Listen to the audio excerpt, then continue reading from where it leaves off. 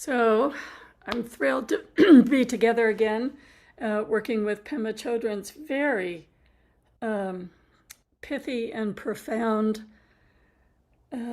small but wonderful book, Practicing Peace in the Times of War. And we're working with this book particularly because of the difficulties of our times, but it has been relevant and will continue to be relevant, probably as long as there are sentient beings. So today, we're in the 4th chapter, and the title of the 4th chapter is Changing Our Attitude Towards Pain. And Pema begins this chapter, the first sentence is an acknowledgement of how we expect life to go smoothly, how we don't expect discomfort to arise, and we think it's a problem, and we are greatly reactive when any level of discomfort arises, much less any of the big challenges in life, because our life should be happy. You know, why is it we have this expectation? We are in samsara. So our denial of reality is so profound and absolute that we are easily shocked when something happens in our own lives or in our family's life, and it's as though we're saying, but why is this happening? This shouldn't be happening. It shouldn't be happening to me. It shouldn't be happening to my family. And we know that we can even see, well, there must be some sort of failure. Like just with our recent experience in COVID, what did you do? How did you fail in taking precautions that you got COVID? So this overwhelming denial that life should not be like this denial that because we're alive, we're headed towards death, prevents us from staying present. So I want to begin with the very old poem from the time of the Buddha, the 5 remembrances. And many people, many monastics especially, begin the day with this. I am of the nature to grow old. I cannot escape old age. I am of the nature to grow ill. I cannot escape sickness. I am of the nature to die. I cannot escape death.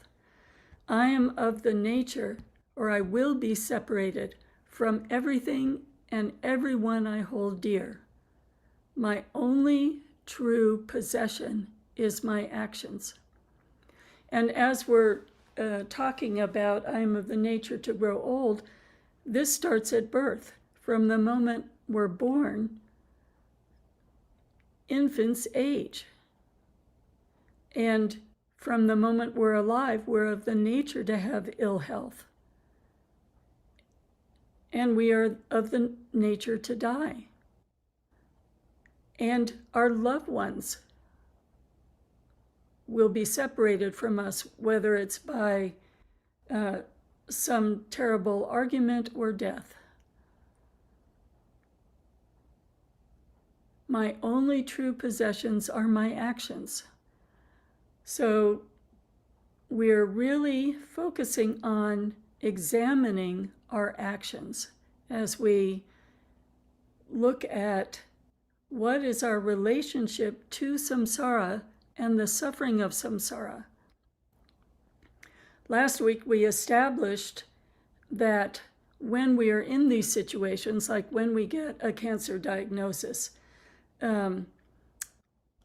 when we are in any kind of situation that's uncomfortable, there is a primal kind of urge, a pre-verbal urge to get me out of here, whether it's to get me out of here into anger, into fear, or get me out of here in terms of one of my habits of desperately reaching towards comfort when there really is no satisfying comfort, the root of addiction. So we acknowledge that there is this habitual reaction, and this sets up habitual patterns that feel as though they control us. But it is the actual fear and resistance to the present moment that sets all of this into motion, and the present moment includes all of the different difficulties of aging, all the difficulties of ill health, all the difficulties of our own pending death and that of those we love. It also includes our relationship to the outer world in terms of our, we can say, our willing blindness, willing ignorance, our refusal to see the suffering that comes with all the different kinds of othering, whether it's racism, sexism, ageism, all of the realities of the situations of other countries, some in war, some in famine. We keep a intentional, willing blindness so that we can feel comfortable. And so it actually takes effort, whether it's individual or global, to maintain this blindness, this denial. And it takes I'm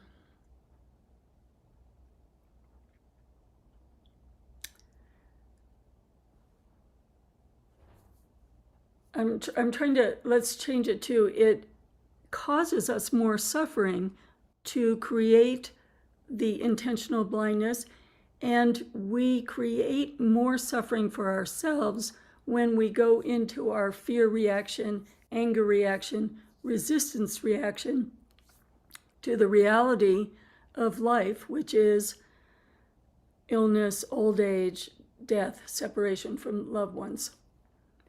So let's bring this into an examination that we can relate to specifically of how intentional self-absorption is something that really is hurtful.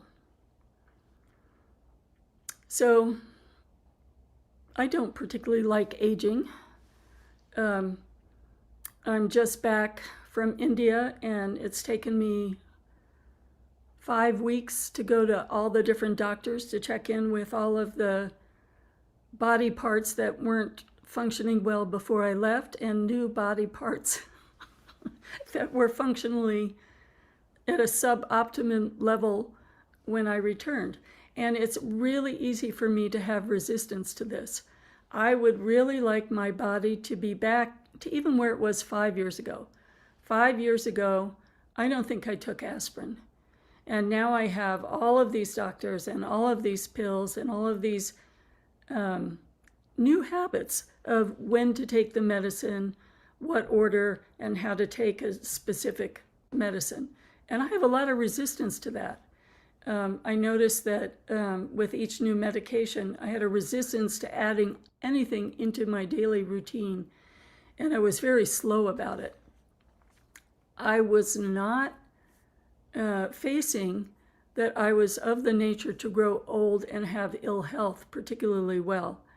I was operating with willful ignorance or willful denial when I was adding these new habits so slowly. And I'm sure this didn't help this aging body. And it has taken a while for me to change my relationship to one of, oh, body, you have served me well for so long, and I really appreciate it. And now you need a lot of TLC. And Instead of appreciating you when I was young, I just totally took it for granted to have health and energy. And now I really am going to see this as a time of offering self-compassion and loving care. And probably when the next new thing goes wrong, I'll still have a level of resistance. But I'm getting better about appreciating the health I have had and appreciating the fact that I have access to medical care. So when we change our relationship to these aspects of samsara, to the kinds of suffering we experience, it's humbling.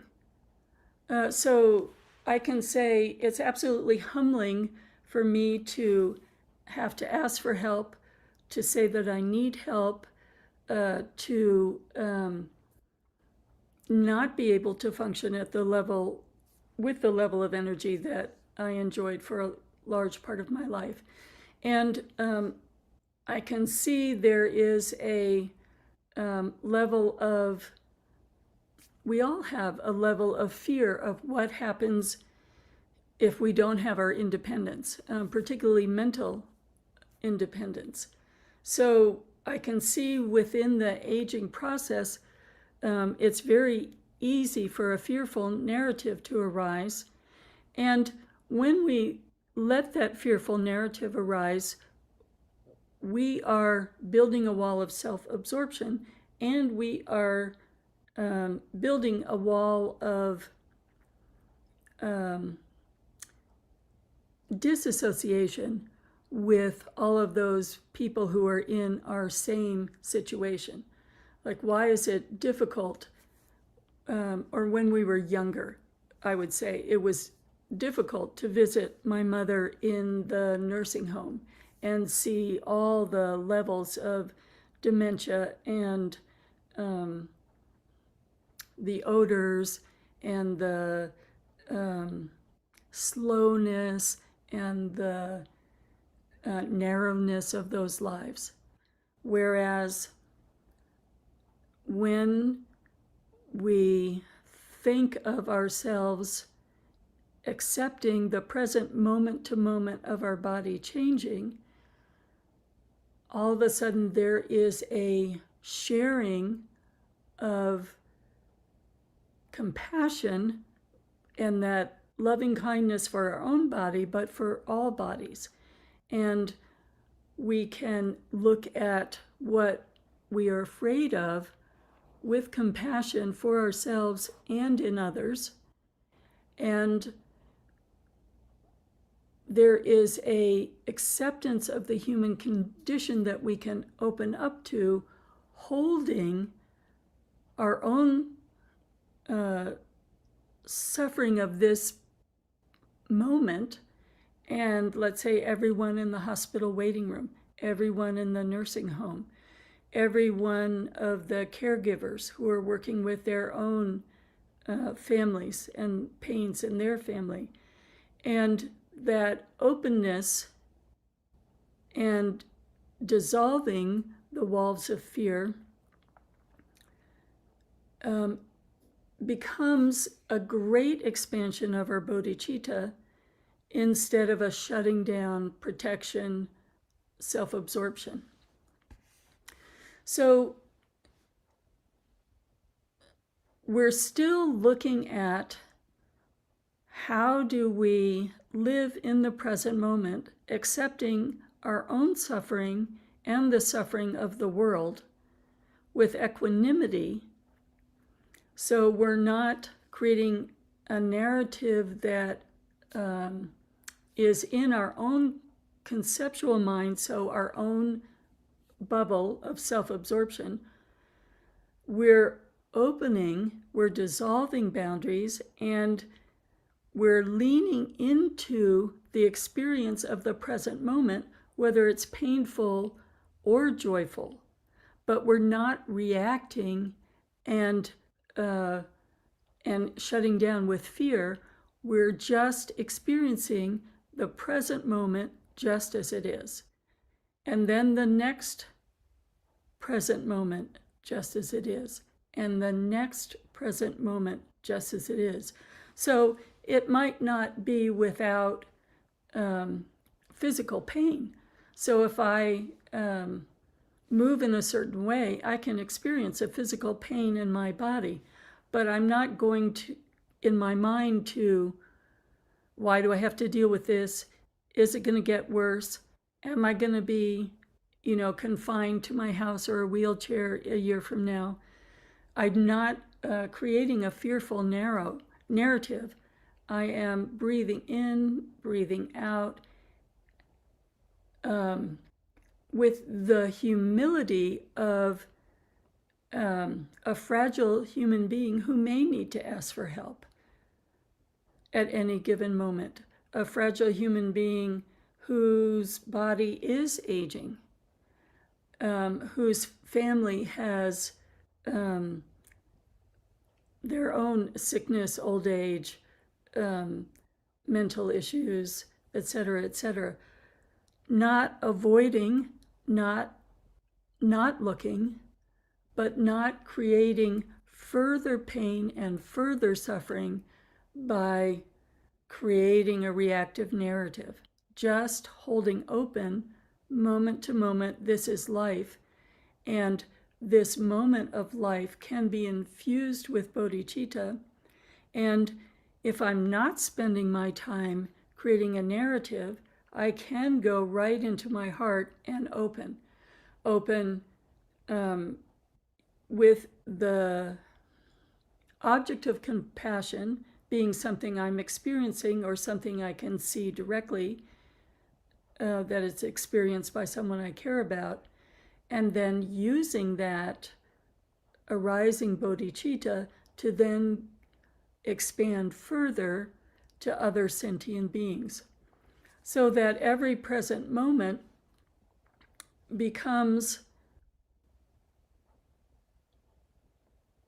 not a challenge, not a shutting down, not an avoidance or willful denial, but this moment can open me further, and can I relax into what seems as first to be painful?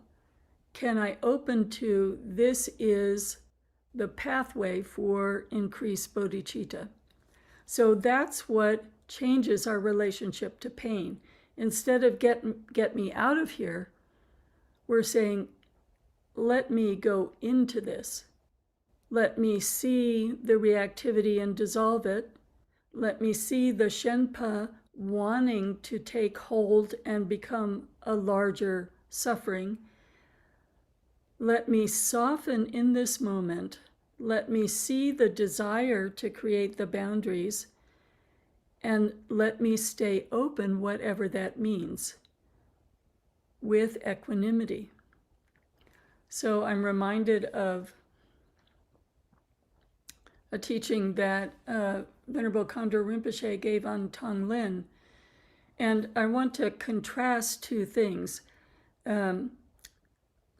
Sometimes, if there is Tonglen and we're thinking about the suffering of others, we go into, this hurts me.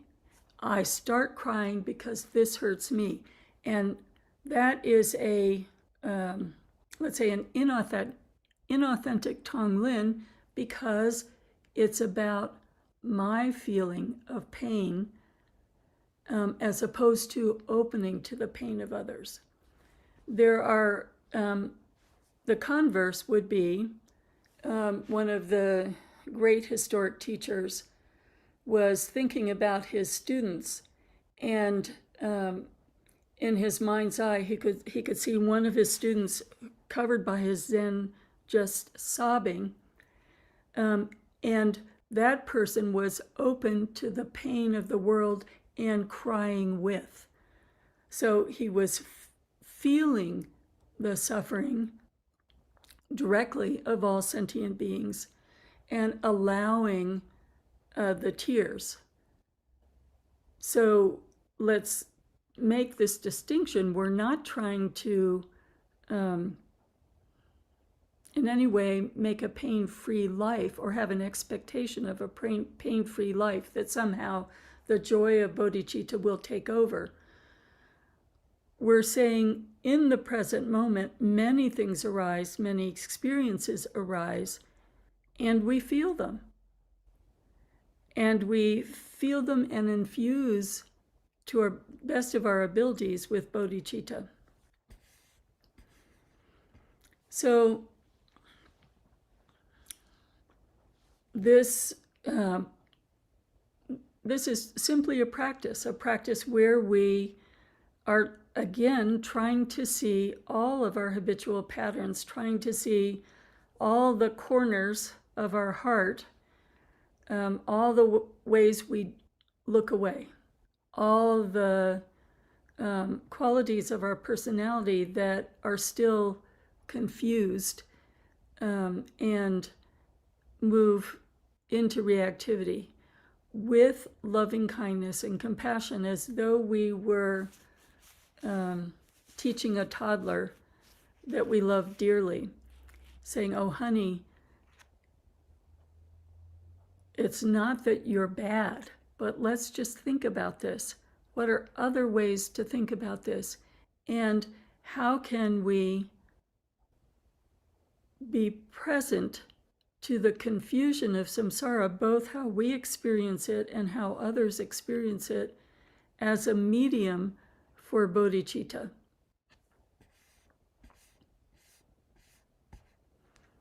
So this practice is relative bodhicitta. And we always want to keep in mind that there is both relative and absolute bodhicitta. So if we think of the equanimity of the great masters who see the suffering of the world, they're not avoiding the suffering of the world, they're not avoiding the suffering in their own bodies, and they're teaching with all the energy they have. So they're offering lifelines with the teachings and with the institutions they're setting up to all sentient beings, so that there are ways that any level of a confused person can reach out and hear the Dharma, experience the Dharma at the level that they can understand. At the same time, seeing the suffering of beings, the mental state of the great teachers is also the capacity to have ultimate bodhicitta, which in many ways is extraordinary to think about, but is very helpful to think about, in the sense that when we see these great teachers, they're not seeing necessarily our faults or our personality. They're looking at our Buddha nature and accepting that we still have confusion, and trying to see what teaching does this person, this being, need, so that their confusion can be assuaged. But there's no sense of, in the great teachers, a sense of judgment. There's a sense, you're a bad person. The sense is, here is a sentient being who is confused. And this also allows them not to make preferences. So this is my favorite sentient being versus, this is my least favorite sentient being. I'm going to help them in different ways.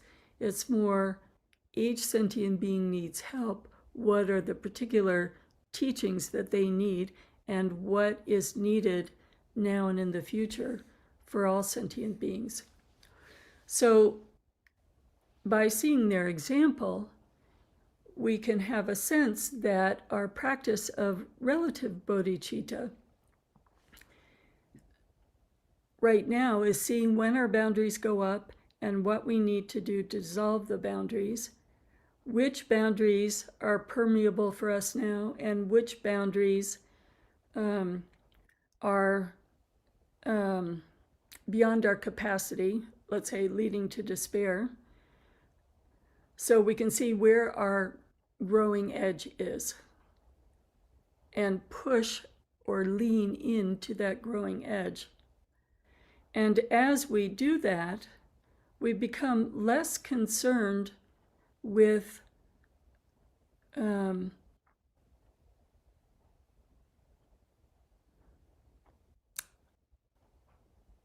situations or individuals, and more concerned with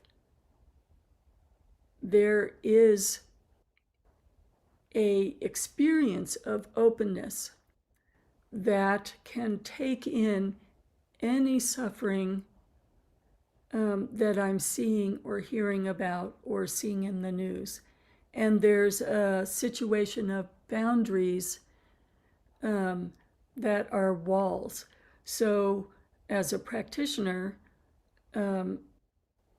as we start to work more broadly with bodhicitta, is, am I opening up or shutting down? It's as simple as that. And can I see in every present moment, and am I opening up or shutting down? And that allows us to come a little closer to understanding the natural progression towards ultimate bodhicitta. And we can do this so easily in all of our relationships. You know, we're going into a holiday time. It's great. We're going to be with our families, so we'll have an easy lab to work with. When do we start to shut down? Who can we listen to, and who is more difficult to listen to?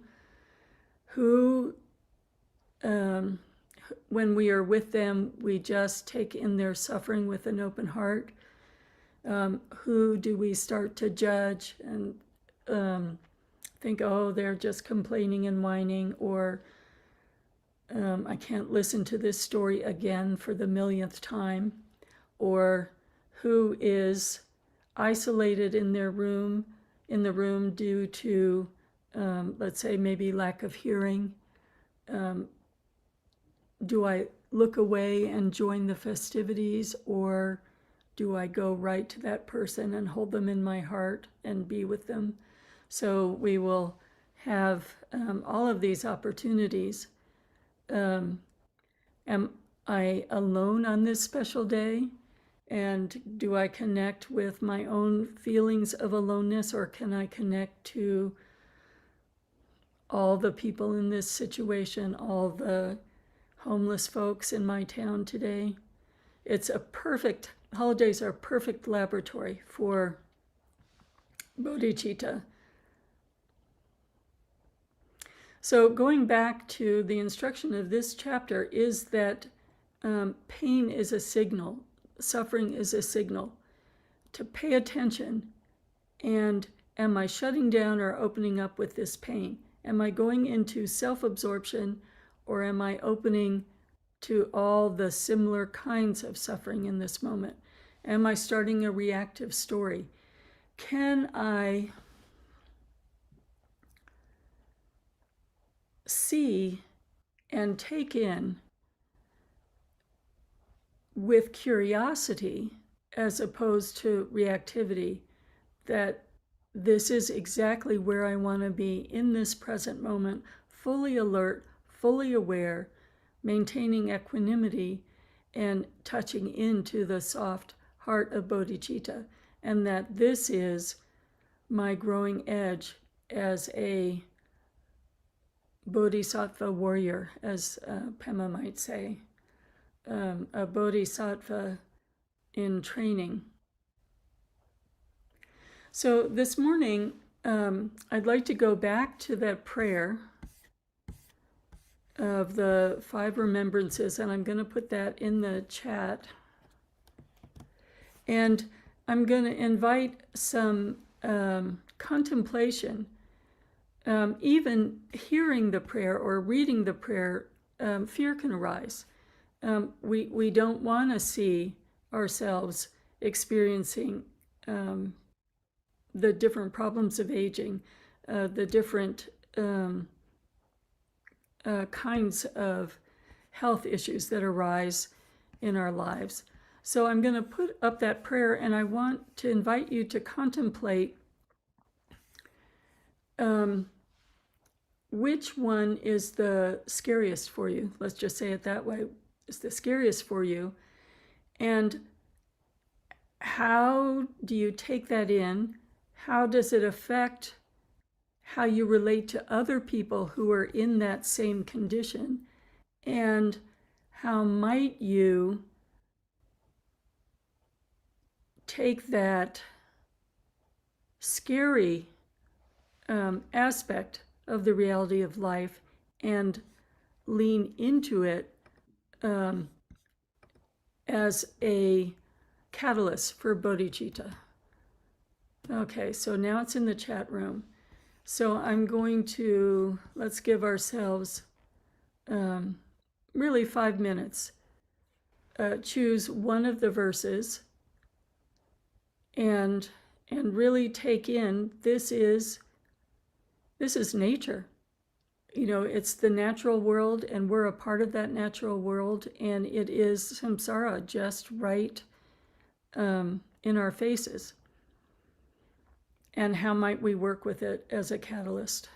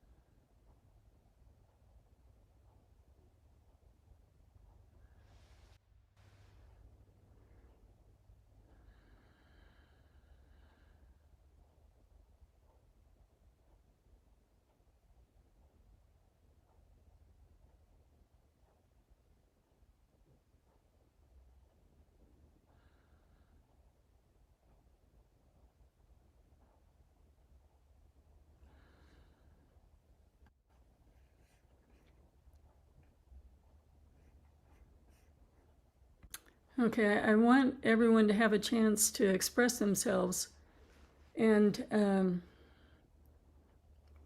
particularly, what would it be like in your life if every time you directly confronted aging, illness, our own death, or the loss of someone, or even more primally, every time there was that primal Shempa arising that would lead to anger, fear, resistance, or get me out of here, escape. What if our habitual response was, this is the moment to infuse myself and others with loving kindness. This is the exact moment to turn on the loving kindness faucet. Okay, so we'll have another 5 minutes or so. I'm going to create breakout rooms.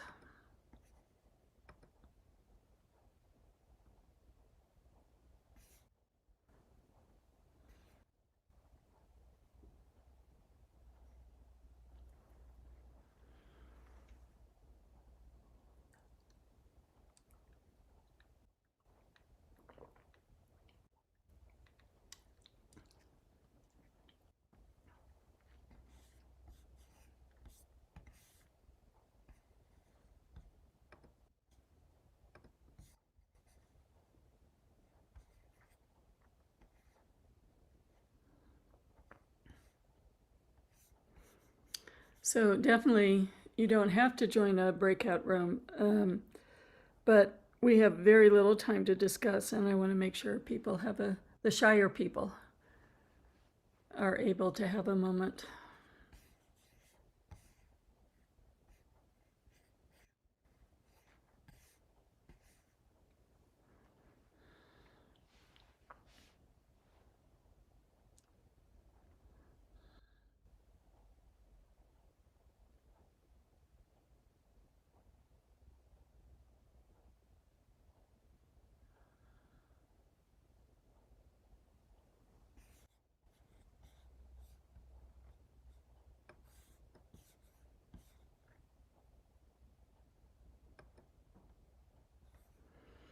And for YouTube friends, bodhicitta, excellent and precious mind, where it is unborn, may it arise. Where it is born, may it not.